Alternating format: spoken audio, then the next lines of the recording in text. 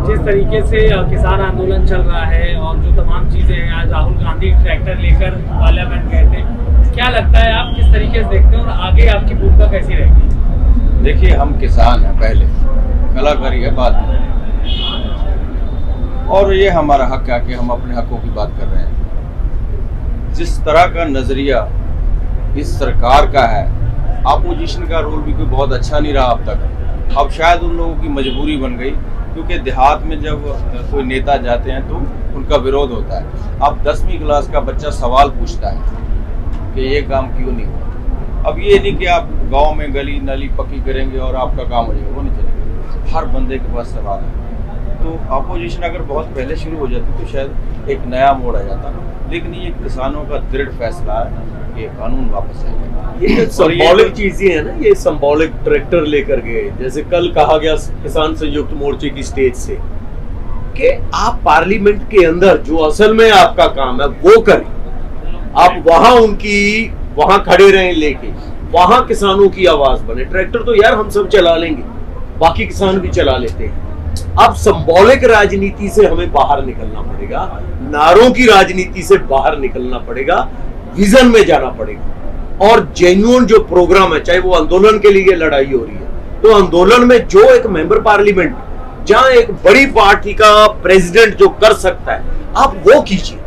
Tractor हम चला लेंगे। तो प्लीज आपसे गुजारिश है आपके जरिए उन सारे लोगों से कि जो आप पार्लियामेंट के अंदर कर सकते हैं ना, वो बाहर सिंबॉलिकली ना करके अंदर करें जो कर सकते हैं। बाहर हम हैं सारे। सिंबॉलिक चीजें ये कभी कभी हो जाती है कि जो लोग देख रहे हैं, सुन रहे हैं, उनके लिए हम खेल रहे हैं, या गैलरी प्ले कह दीजिए, वो ना करें, जेन्युइन नहीं करें, फिर हम आपके साथ हैं, आप हमारे साथ हो। मान साहब, एक सवाल ये, 8 महीने हो गए, उधर से कई दौर की वार्ता हुई, वो कहते हैं कि किसान अड़े हुए हैं, किसान कहते हैं कि सरकार अड़ी हुई है। आप एक कलाकार भी हैं, किसान भी हैं, पंजाब से आते हैं, आपकी बहुत लोगों से इंटरेक्शन बेहतर है।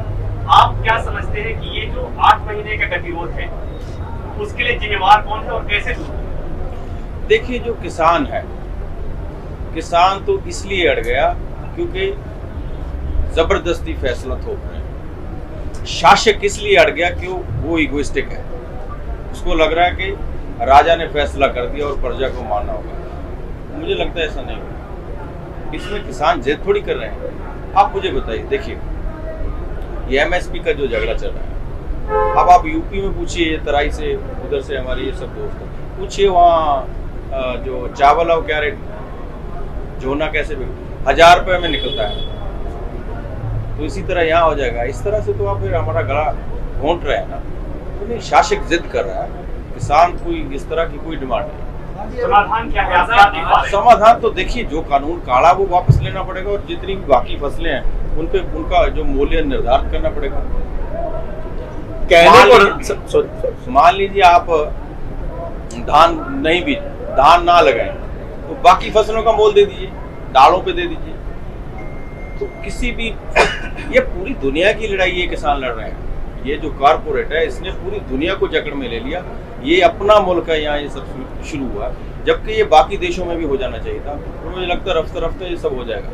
ये जो लॉजिक होता है ना कि कौन जिद पे कौन है, देखिए ये एक बड़ी अच्छा तरीका है, सोचा समझा कि एक ऐसा एटमॉस्फेयर क्रिएट कर दो कि जी ये भी जिद पे हैं, हम भी जिद में, कहीं बीच में आ जाए। नहीं, बात ये नहीं है। लॉजिकली देखना पड़ेगा जिद किस बात की। आप कह रहे हैं हम आपका भला करना चाहते हैं, तो यार भला करने तो हमसे पूछ लो ना।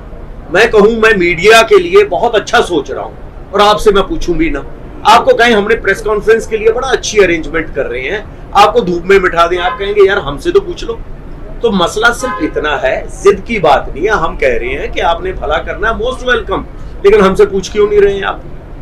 अभी इन्होंने जो बात कही बाबू जी ने कि आप कह रहे हो फ्री मार्केट के हाथ में है जी सारा कुछ, आप यही कहना चाह रहे हो ना। तो बिहार में है, इनकी तराई में है, देखिए वहां रेट में किसमें बिक रहा है। सारे के सारी फसल हरियाणा और पंजाब में आकर बिकती है। अगर वो फ्री मार्केट इतनी शानदार है, उसमें इतनी तरक्की है, तो वहां बिक क्यों नहीं पाती? अरे बिहार में है ये मॉडल, मंडियां खत्म की हैं आपने, तो फिर वो सारी फसल आके पंजाब और हरियाणा की मंडियों में क्यों बिक रही है? छोटी सी बात है, दोनों मॉडल आपके सामने है।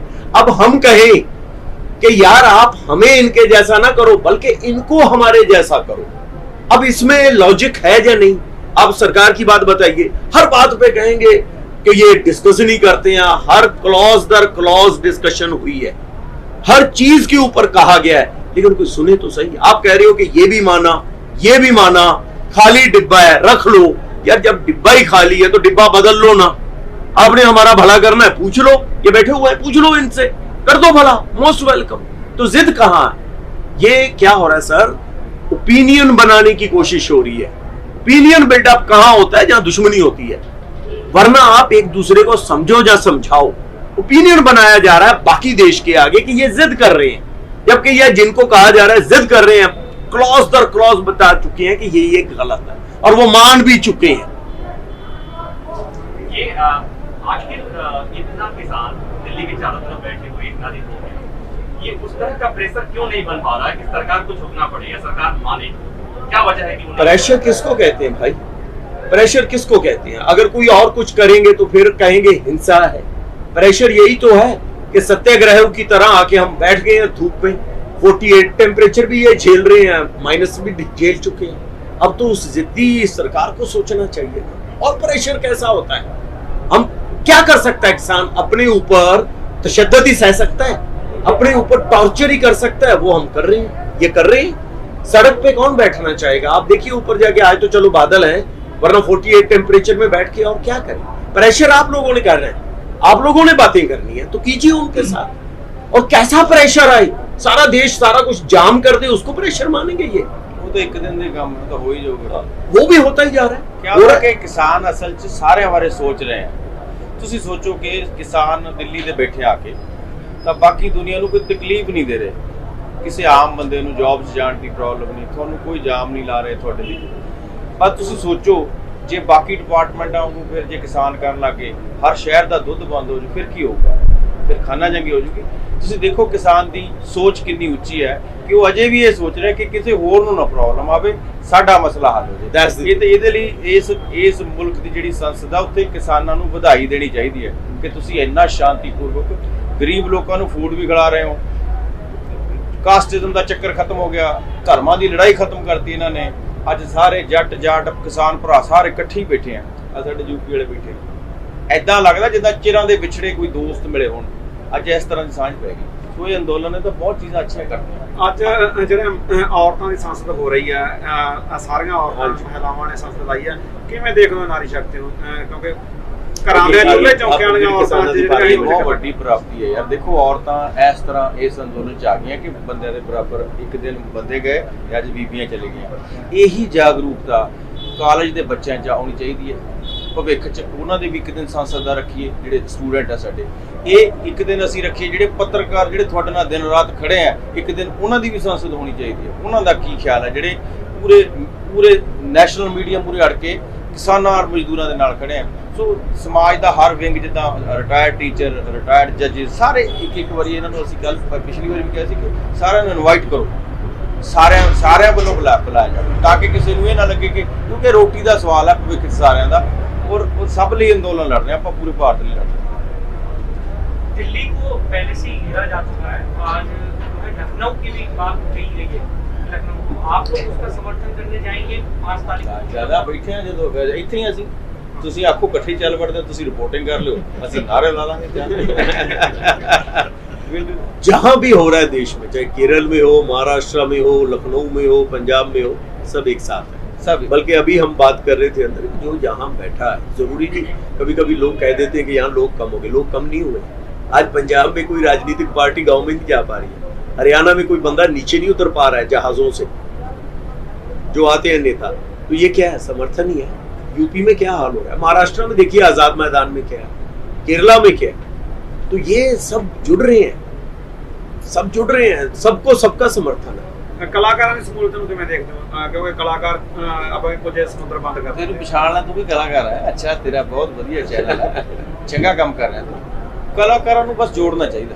ਮੈਨੂੰ ਇਹ ਲੱਗਦਾ ਕਿ ਕੋਈ ਵੀ ਜਿੰਨਾ ਚਿਰ ਅੰਦੋਲਨ ਚੱਲਦਾ ਨਾ, ਉਹਦੇ 'ਚ ਨਾ ਤੂੰ ਹੈ ਨਾ ਮੈਂ ਹੈ, ਇਹ ਸਿਰਫ ਕਿਸਾਨੀ ਦੀ ਗੱਲ ਹੋਣੀ ਚਾਹੀਦੀ ਹੈ। ਤੁਸੀਂ ਕੰਮ ਕਰੋ ਆਪਣਾ, ਜੋ ਤੁਹਾਡਾ ਦਿਲ ਫੁੱਲ ਕਮਾਉਣਾ ਹੈ, ਉਹਨਾਂ 'ਚੋਂ ਜੋ ਵੀ ਮਾਰ ਤੁਹਾਨੂੰ ਤੁਹਾਡੇ ਪੱਲੇ ਪੈਂਦਾ ਉਹਦੇ 'ਚੋਂ ਦਾਨ ਇੱਥੇ ਆ ਕੇ ਕਰੋ, ਕਰੀਏ ਆਪਾਂ।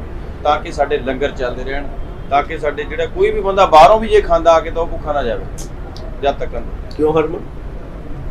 ਕਲਾਕਾਰ ਦੇ ਤੌਰ ਤੇ ਤੁਸੀਂ ਕਹਿਤਾ ਸਾਰਾ ਕੁਝ, ਮੈਂ ਤਾਂ ਕਿਸਾਨ ਨੂੰ ਇੱਕ ਭਾਰਤ ਦੀ ਆਰਥਿਕਤਾ ਦੀ ਰੀੜ੍ਹ ਦੀ ਹੱਡੀ ਦੇ ਤੌਰ ਤੇ ਵੇਖਦਾ। ਜੇ ਇਹ ਟੁੱਟ ਜਾਂਦੀ ਹੈ ਤਾਂ ਮੇਰੇ ਖਿਆਲ ਦੇ ਵਿੱਚ ਇਕੱਲਾ ਕਲਾਕਾਰ ਨਹੀਂ, ਜਿੰਨੇ ਵੀ ਕਾਰੋਬਾਰ ਨੇ ਸਾਰੇ ਕਿਸਾਨੀ ਦੇ ਆਲੇ ਦੁਆਲੇ ਘੁੰਮਦੇ ਨੇ, ਸਾਰੇ ਹੀ ਤਹਿਸ ਨਹਿਸ ਹੋ ਜਾਣਗੇ। ਸੋ ਬੇਸਿਕਲੀ ਅਸੀਂ ਕਲਾਕਾਰ ਬਾਅਦ ਚ ਪਹਿਲਾਂ ਕਿਸਾਨੀ ਤੋਂ ਹੀ ਉੱਪਰ ਉੱਠੇ ਆ। ਸੋ ਜਿੱਥੇ ਸਾਡੇ ਬਜ਼ੁਰਗ ਬੈਠੇ ਨੇ, ਸਾਡੀਆਂ ਭੈਣਾਂ ਬੱਚੇ ਬੈਠੇ, ਤਾਂ ਇਹਨਾਂ ਦੇ ਹੱਕ 'ਚ ਜਿੰਨਾ ਚਿਰ ਇਹ ਅੰਦੋਲਨ ਚੱਲਦਾ ਰਹੂ ਅਸੀਂ ਇਹਨਾਂ ਦੇ ਨਾਲ ਡਟੇ ਰਹਾਂਗੇ। किसान आंदोलन को 8 महीने पूरे हो गए हैं आज, और 6 महीने से बातचीत का दौर भी बंद है सरकार के साथ, और अब किसानों ने संसद लगाई है जंतर मंतर पे 2 किलोमीटर दूर। तो आप क्या देखते हैं कि इतने महीनों में किसान ने कोई बात नहीं सुनी, तो जैसे 2 किलोमीटर नजदीक से क्या अब सरकार आपकी बात सुनेगी? देखिए, अगले पल का भरोसा नहीं है, आएगा कि नहीं आएगा, सांस आएगी कि नहीं आएगी। ये तो सरकार दावा करती है कि हम नहीं मान रहे, पता नहीं क्या हो जाना, कैसी बरकत हो जाए खुदा कुदरत की, मान जाएंगे। ऐसे शासक जिद्दी होते हैं हमेशा। देखो, स्टेट हमेशा ही जिद्दी होती है, वो अंग्रेजों के रूप में हो, वो पिछली सरकार हो, पहले इमरजेंसी लगी थी उस वक्त भी ऐसे लगता था कि दुनिया खत्म होगी, फिर चली इतने साल, अब भी ऐसे होगा। देखिए क्या आता है कि जो किसान है ना, इसके साथ झगड़ा करने पर सियासी जमात खत्म हो जाएगी, ये मान के चलिए। और आपको दिख भी रहा है या हो भी रहा है। अभी यूपी में इलेक्शन होंगे, फिर पंजाब में, आप देखना क्या हाल हो रहा है। इस बार की इलेक्शन उतनी आसान है जितनी पहले थी, कि एक आदमी जाएगा और वोट इकट्ठी करके डब्बा भर के वापस आएगा, बड़ा मुश्किल है, क्योंकि बच्चे पढ़ ले गए। अब जितना डिले हो रहा है वो कुछ ना कुछ देकर जा रहा है। आज आप देखिए कि जैसे अभी कहा बाबू जी ने पहले कि यूपी, पंजाब, हरियाणा, ये सोचा नहीं जा सकता था आज एक साथ हो गए। ये लंबाई की वजह से है ना, आंदोलन की लंबाई जो हो रही है। कोई बात नहीं, जीतना तो है, ये भी होना शायद ऊपर वाले ने ये भी इस आंदोलन के जरिए करवाना था कि सब में एक साथ एक छत के नीचे आ जाए, ताकि जो आगे से कोई मसला हो तो हम सब साथ में। आमतौर पे होता था किसानों की खेतीबाड़ी की बात है तो किसान आएंगे, फिल्मों वाले की बात है फिल्मों वाले आएंगे, इंडस्ट्री की बात तो इंडस्ट्रियलिस्ट आएंगे।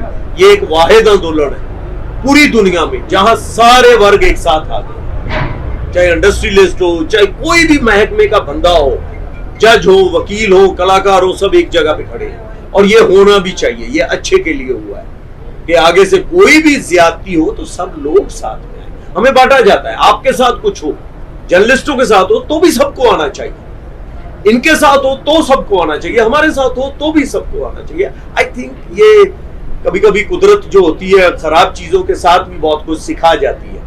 तो ये आंदोलन की जो लंबाई है ये कष्टदायक तो है, लेकिन सिखा भी बहुत कुछ रही है और पा भी बहुत कुछ रही है। सरकार को क्या मैसेज देना चाहते हैं? मान जो पूरे की फायदा मैसेज तो अब मैं दे रहा हूँ ना कि उनको बोलो मान जाइए, बस कोई फायदा नहीं है जिद करने का। मैसेज क्या है सरकार? मैसेज ये मैसेज ही दे रहे हैं कि मान जाइए, आपको मानना ही पड़ेगा। इलेक्शन से पहले मान जाएंगे आप। क्या हुआ कि जिद नहीं होती। जिद क्या होती? जिद किस बात की है? माई बाप में जिद, जैसे हम कहते हैं जनता कौन है, जनता किसको कहते हैं? माई बाप कहते हैं ना। सरकार को बनाने वाली जनता है तो माई बाप हो गई, तो माई बाप से जिद काहे की? किस बात की जिद है? रिपील नहीं करेंगे, सस्पेंशन कर देंगे, क्या जिद है भाई? जब आपने मान ही लिया कि इसमें कुछ है ही नहीं है, खाली डिब्बा है, तो क्यों है की जिद? नया बना लो, आपने मेरा फायदा करना है, मुझसे पूछकर बना लो। जिद नहीं करना चाहिए, ओपिनियन क्रिएट नहीं करना चाहिए, जहां तो समझिए जहां समझाइए। और इसके लिए 11-13 दौर की मीटिंग हुई है ना, 11 दौर की मीटिंग हो चुकी है, क्लॉज दर क्लॉज आपको बताया गया। उसके बाद भी हमारे एग्रीकल्चर मिनिस्टर बाहर आकर कहें कि जी अभी तो डिस्कस नहीं कर रहे, क्या डिस्कस करें? हमने तो फिर भी कहा आप करिए। चिट्ठी किसने लिखी आप बताइए? जिद कौन कर रहा है? आप कह रहे हैं ना जिद कर रहे हैं, चिट्ठी किसने लिखी है? किसानों ने लिखी है कि आओ यार बात करो। आप कह रहे हो कि पहले ये मानो फिर हम बात करेंगे, ये क्या है? सरकार बड़ी होती है ना, और बड़े कभी जिद करते हैं? जिद तो बच्चे करते हैं कभी कभी। आप अगर समझदार हो, जो हो, हमने आपको बनाया, आप हमारे ही हो, तो हम भी तो आपके ही हैं। किस बात की जिद? आइए बैठिए, बात कीजिए, तर्क से कीजिए, या समझा दीजिए, या समझ लीजिए। ये हो भी चुका है लेकिन मानने को रेडी नहीं है। करिए ओपन डिबेट।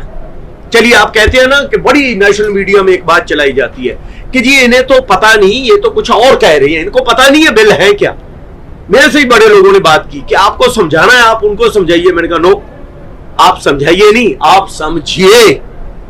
आपको आपके जरिए मैं कहता हूं, आप जहां कहिए, इनको तो छोड़िए, बाकी जो लोग सपोर्ट कर रहे हैं, गवर्नमेंट का कोई नुमाइंदा आ जाए, बहस करते हैं, डिस्कस करते हैं, हर क्लॉज दर क्लॉज डिस्कस करते हैं और मीडिया के सामने करते हैं। आप रेडी हैं? उसके प्लस और माइनस आपको बताए जाएंगे और आप हमें बताइए, हम आपको बताते हैं। पब्लिक को फैसला करने दीजिए। रेडी हैं आप? और अगर नहीं रेडी हैं तो प्लीज आपको मैसेज है, जिद छोड़िए। आप हमारी सरकार हो, हमने ही चुना है आपको, हमें भी अपना समझिए और आइए और बैठिए टेबल पे, इनके साथ बात कीजिए और मसले को सॉल्व कीजिए। पंजाबी च बड़ा सौखा है कि सरकार च किन्ने बंदे हैं ਜਿਹੜੇ मतलब टोटल किन्ने बंदे हैं ये पार्टी ਜਿਹੜੇ जितते हैं किन्ने बंदे हैं? 117 टोटल होंगे, 62 117 बंदा सही है कि ਲੱਖਾਂ बंदा सही है यार? ये तो दसो। सरकार किने बनाई है? सरकार ਅਸੀਂ बनाई है। फिर अगली बारी नहीं बनावांगे, फिर लग जू पता। अगली सरकार भी इसी शर्त पे आऊगी ना कि बिल खारिज करो। डेमोक्रेसी ये नहीं कि 5 साल बाद करें, डेमोक्रेसी ये कि हर रोज आप लोगों की बात सुनें। एक विनती करांगा कि पत्रकार वीर ने एक पत्रकार ने सवाल किया है कि सरकार पर प्रेशर क्यों नहीं। आप ये बताइए कि प्रेशर किसको मानेंगे? जैसे कि सिरसा में 307 और 124 ए धारा के तहत पर्चे दर्ज करके 5 किसानों को जेल में बंद कर दिया और 7 दिन में वो किसान पांचों के पांचों जेल से बाहर आए और धरने पर आके उन्होंने उनको छोड़ा। आज तक भारत में जब से ये देश आजाद हुआ, कोई एक भी केस बता दो कि जिस पर 307 और 124 ए धारा लगी हो और 7 दिन में उनको छोड़ के घर पहुंचाया गया हो। कोई ऐसा है? इससे बड़ा प्रेशर क्या हो सकता है? बाकी एक बात और, इस आंदोलन में किसानों ने शुरू किया, उसके साथ मजदूर आ गए, ट्रांसपोर्टर आ गए और सभी वर्ग, मुलाजिम आ गए, जितने भी लोग थे वो सारे आ गए। और सबसे बड़ी बात कि सब धर्मों के लोग आ गए, सब धर्म इकट्ठे हो। दुनिया में एक ऐसा कोई इतिहास नहीं होगा जहां ऐसा आंदोलन चला हो। तो सरकार फिर भी नहीं मानती, तो फिर आप देखिए कि सरकार अड़ी कर रही है कि ये लोग अड़ी कर रहे हैं। ये ਮਾਨ ਸਾਹਿਬ ਆਉਣ ਵਾਲਾ ਜਿਹੜਾ ਭਵਿੱਖ ਕਿਸ ਤਰ੍ਹਾਂ ਦੇਖਦੇ ਹੋ? ਚਲੋ ਇਹ ਨੌਂ ਤਾਂ ਜਿੱਤ ਹੀ ਜਾਣਾ ਚਾਹੇ ਅੱਜ ਨਾ ਕੱਲ, ਕੀ ਲੱਗਦਾ ਵੀ ਆਉਣ ਵਾਲਾ ਸਮਾਂ ਕਿਹੋ ਜਿਹਾ? ਆਉਣ ਵਾਲਾ ਸਮਾਂ 'ਚ ਹਰ ਬੰਦੇ ਨੂੰ ਸਿਆਸੀ ਸੂਝ ਰੱਖਣੀ ਪਊਗੀ, ਪੱਤਰਕਾਰ ਨੂੰ ਸੂਝ ਰੱਖਣੀ ਪਊਗੀ ਸਿਆਸੀ, ਕਿ ਕੀ ਹੋ ਸਕਦਾ ਭਵਿੱਖ 'ਚ। ਜਿਹੜੇ ਤੁਸੀਂ ਨੁਮਾਇੰਦੇ, ਪਤਾ ਨਹੀਂ ਜਿਹੜੀ ਪਾਰਟੀ ਤੁਸੀਂ ਚੁਣਦੇ ਹੋ, ਜੇ ਤੁਸੀਂ ਵੋਟਾਂ 'ਚ ਸਾਰੇ ਵਿਸ਼ਵਾਸ ਰੱਖਦੇ ਹੋ ਤਾਂ ਤੁਸੀਂ ਨੁਮਾਇੰਦਾ ਕਿਹੜਾ ਚੁਣਨਾ ਹੈ? ਕੀ ਤੁਹਾਨੂੰ ਜਿਹੜੀ ਰੀਜਨਲ ਜਿਹੜੀ ਸਿਆਸਤ ਆ ਉਹ ਸਟਰੋਂਗ ਕਰਨੀ ਪਊਗੀ, ਮਤਲਬ ਖੇਤਰੀ ਪਾਰਟੀਆਂ ਜਿਹਨੂੰ ਕਹਿੰਦੇ ਆ। ਜਿੰਨਾ ਚਿਰ ਖੇਤਰੀ ਪਾਰਟੀਆਂ ਇਸ ਮੁਲਕ 'ਚ ਸਟਰੋਂਗ ਨਹੀਂ ਨਾ ਹੁੰਦੀਆਂ, ਜਦ ਤੱਕ ਦਿੱਲੀ ਤੁਹਾਡੇ ਤੇ ਰੂਲ ਕਰੂਗੀ ਐਸੇ ਤਰ੍ਹਾਂ ਹੋਊਗਾ। ਉਹ ਸਟਰਕਚਰ ਜਦ ਤੱਕ ਨਹੀਂ ਬਣਦਾ ਸਾਰੀਆਂ ਸਟੇਟਾਂ ਦੀਆਂ, ਉਹ ਜਿਹੜੀ ਸਾਡੀ ਲੋਕਲ ਸਰਕਾਰਾਂ ਉੱਤੇ ਅਸੀਂ ਉਸ ਤਰ੍ਹਾਂ ਦਾ ਪ੍ਰੈਸ਼ਰ ਪਾ ਸਕਦੇ ਹਾਂ। ਸਟੇਟ ਦੇ ਅਧਿਕਾਰ ਕੀ ਹੈ? ਜਦੋਂ ਤੁਹਾਡੀ ਸੈਂਟਰਲ ਪਾਰਟੀ ਹੁੰਦੀ ਹੈ ਤੁਸੀਂ ਬਹੁਤ ਹੱਕ ਸਟੇਟ ਦੇ ਸਾਈਨ ਕਰਕੇ ਦੇ ਦਿੰਦੇ ਚਾਹ ਦੇ ਕੱਪ ਤੇ, ਬਟ ਭਵਿੱਖ 'ਚ ਨਹੀਂ ਕਰੋਗੇ ਜਦੋਂ ਸਟੇਟ ਸਟਰੋਂਗ ਹੋਊਗੀ। ਤਾਂ ਮੈਨੂੰ ਲੱਗਦਾ ਭਵਿੱਖ 'ਚ ਜਿਹੜੇ ਨੌਜਵਾਨ ਇਹਨਾਂ ਨੂੰ ਇਹਦੇ 'ਚ ਸਿਆਸੀ ਜੋ ਤੁਸੀਂ ਕਿਸੇ ਪਾਰਟੀ ਨੂੰ ਚੂਜ਼ ਕਰਦੇ ਹੋ ਤੁਹਾਨੂੰ ਹਿੱਸਾ ਲੈਣਾ ਪਊਗਾ ਔਰ ਤੁਹਾਨੂੰ ਇਹ ਸੋਚ ਕੇ ਚੱਲਣਾ ਪਊਗਾ ਕਿ ਮੈਂ ਸਿਰਫ ਸੇਵਾ ਕਰਨੀ ਹੈ, ਰੋਟੀ ਮੈਂ ਆਪਣੇ ਰੁਜ਼ਗਾਰ ਤੋਂ ਖਾਣੀ ਹੈ ਤੇ ਮੈਂ ਜੇ ਕੋਈ ਸਿਆਸੀ ਅਹੁਦਾ ਲੈਣਾ ਹੈ ਤਾਂ ਉਹ ਸਾਰਾ ਪੈਸਾ ਲੋਕਾਂ ਲਈ ਜਾਵੇ। ਇੱਕੋ ਸਵਾਲ ਆ ਵੀ ਪੰਜਾਬ ਦਾ ਭਵਿੱਖ ਤੁਹਾਨੂੰ ਉਜਵਲ ਨਜ਼ਰ ਆਉਂਦਾ ਤੇ ਥੋੜਾ ਧੁੰਦਲਾ ਲੱਗਦਾ?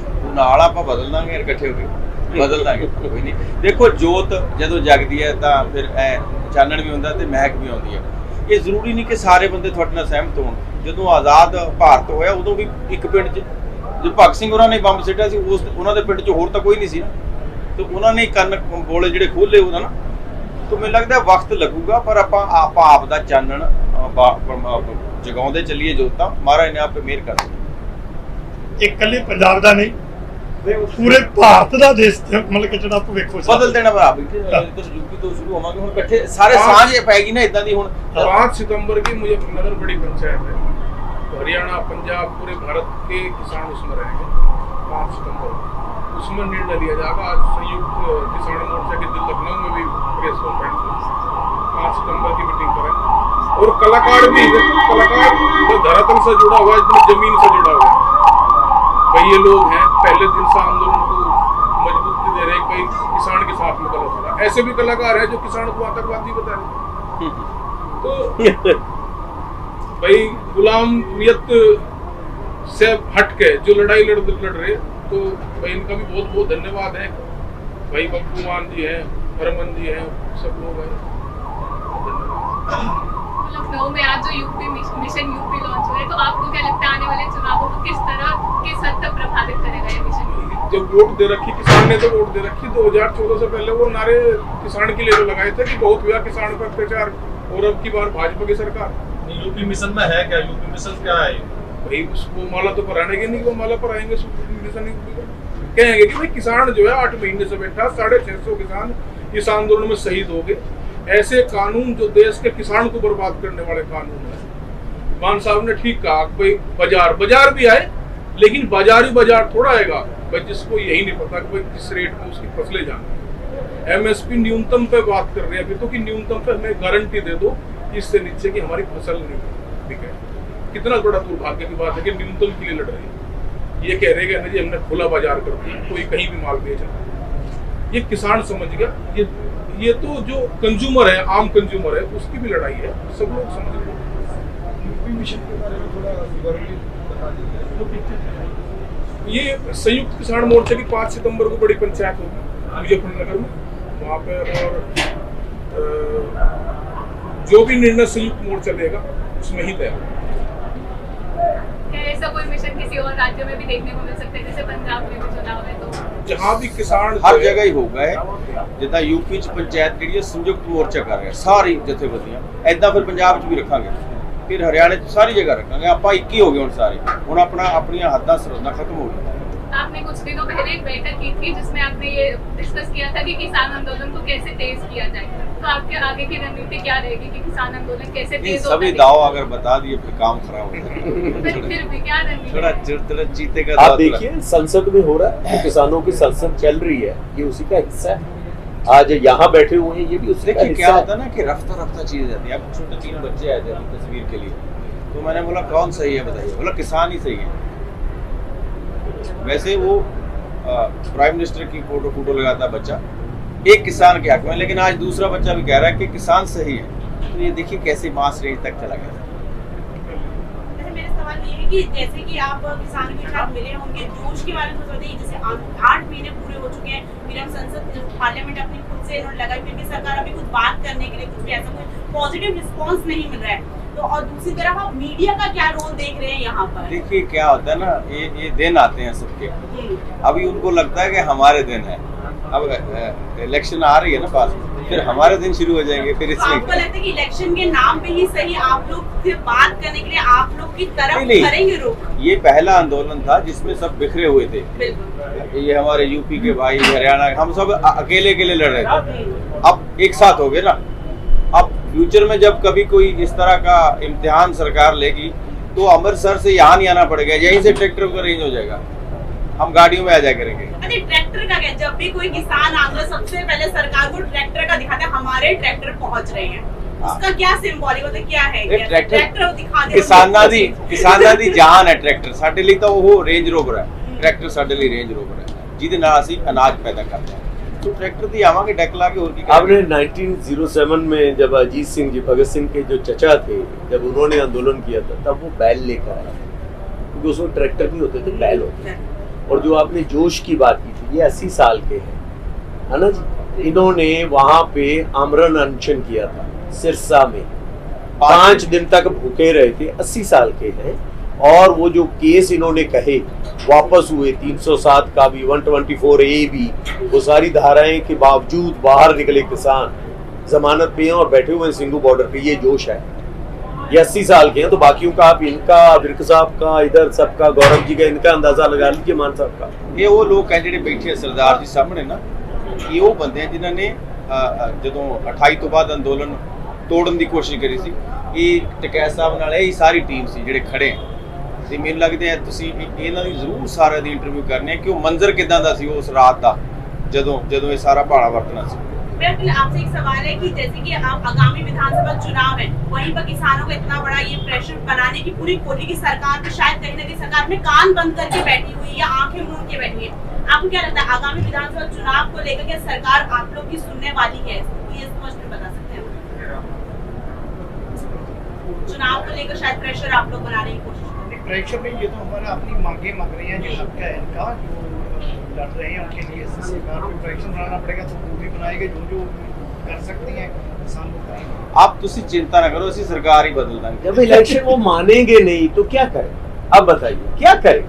जब मानेंगे नहीं तो क्या करें? अगर उनको वोट अच्छा ਤੁਸੀਂ ਇੱਕ ਕੰਮ ਕਰੋ, ਦੇਖੋ ਕਿਸਾਨ ਇੱਥੇ ਬੈਠੇ 8 ਮਹੀਨੇ ਦੇ, ਕਿਸੇ ਲੋਕਲ ਬੰਦੇ ਨੂੰ ਪ੍ਰੋਬਲਮ ਆਈ, ये पहली बार हुआ है, ਕਿਸੇ ਗਰੀਬ ਨੂੰ ਫੂਡ ਤੋਂ ਬਿਨਾ ਗਿਆ ਉਹਦੇ ਤੋਂ ਨਹੀਂ ਗਿਆ, ਸਭ ਨੂੰ ਫੂਡ ਮਿਲਦਾ ਉਰੇ, ਮਿਲਦਾ ਨਾ। ਸੁਣੋ ਮੇਰੀ ਗੱਲ, ਜਿਹੜੇ ਸਰਕਾਰ ਚਲਾਉਣੇ ਆ 150-200 ਬੰਦਾ, ਤੁਸੀਂ ਉਹਨਾਂ ਦਾ ਇੱਕ ਹਫ਼ਤਾ ਉਰੇ ਕਟਾ ਕੇ ਦੇਖੋ, ਜੇ ਮੱਛਰਾਂ ਨਾਲ ਹੀ ਨਾ ਜੇ ਅੱਧਿਆਂ ਨੂੰ ਮਲੇਰੀਆ ਹੋ ਜਾਊਗਾ ਤੇ ਸਾਡਾ ਹੌਸਲਾ ਦੇਖੋ ਨਾ ਯਾਰ, ਅਸੀਂ ਫਿਰ ਵੀ ਹੱਸ ਕੇ ਕਹਿ ਰਹੇ ਹਾਂ ਵੀ ਵਾਪਸ ਲਾਉਣਾ यार। इनकी जहां इलेक्शन रैली होती है वहां कभी भी आप उसके आसपास पूछ लीजिएगा, लोग परेशान हो जाते हैं।